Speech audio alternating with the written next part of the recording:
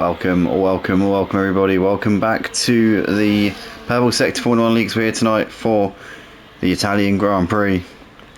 Apologies to the Purple Sector drivers. Unfortunately, Tuesday night's action was not... well, the recording that was done probably wasn't up to a adequate standard due to the fact that basically my remote play became disconnected halfway through due to internet issues, and although I immediately rejoined the session, basically because of the fact that my remote play disconnected, and every time I connect to my remote play I have to manually configure my microphone, my studio mic, which I use for the comms. So what happened was I sort of immediately reconnected, carried on commentating as you do, without it occurring to me that because the remote play had shut off, I would have to manually reconfigure my mic, which I do every time, by the way, every stream. And because of that, basically for half the race I was sat there commentating, but there's no recording of it whatsoever, so I sat there essentially just wasting my time for like almost the entire thing. But yeah, so apologies for that, everybody. I'll try next time.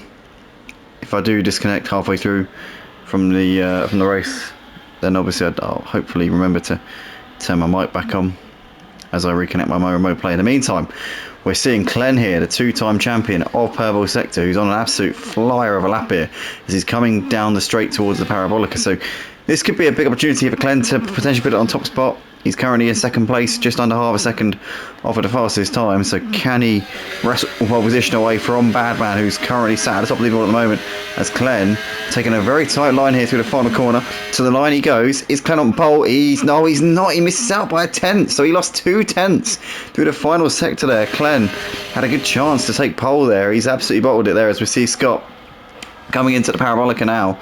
And is he going to be able to improve on what's currently third place? He's a tenth down on his personal best coming through the middle sector, and he's coming to the line now. What's Scott going to do? P3 still for Scott, no change there. So we've got G.C. who's also down to the middle sector, 2 tenths down. I can't see him making that up to the final sector. We've got Ernie currently in P5 at the moment. Can he find a couple of tenths here? No, he can't, because you can see the time's already at the time he'd need to be, and he's not even near the line, so obviously he's not going to improve. But G.C. around the final corner needs to find at least 2 tenths. I tell you what, he found 3 tenths through that final sector there, but it wasn't enough to change his position.